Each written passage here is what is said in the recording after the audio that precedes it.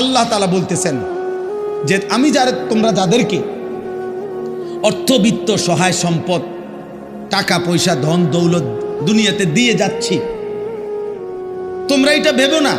আল্লাহ বলে নাফরমান মনে মনে ভাবতেছে আল্লাহ তাও আমার উপরে রাজি, নইলে আমার এটি দেখা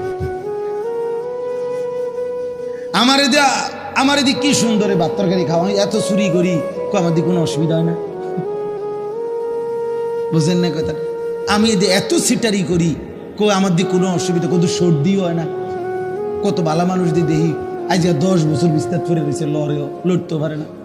আমরা কি কারবারটা কি? আবু লাহাব মক্কার কাফের, নাম শুনছেন না আপনার? নবীজি সাল্লাল্লাহু আলাইহি সাল্লামের বিরোধিতাকারীদের মধ্যে সবচেয়ে বেশি বিরোধিতাকারী যে কয়েকজন, এর মধ্যে একজন আবু লাহাব।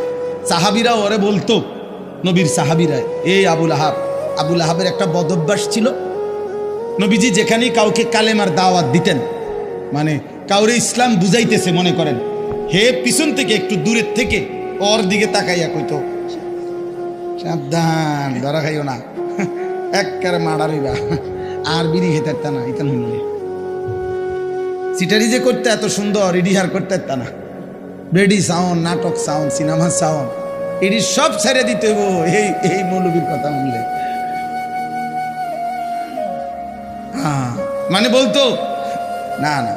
এরপরে নবীজি সাল্লাল্লাহু আলাইহি সাল্লাম সরে গেলেই এই বেঈমান ওই লোকের কাছে গিয়ে বলতো, কি কইছে? এই কইছে তোরে না, সাবধান, এটি কইয়া হে বিরাট বড় জাদুকর, নাউজুবিল্লাহ।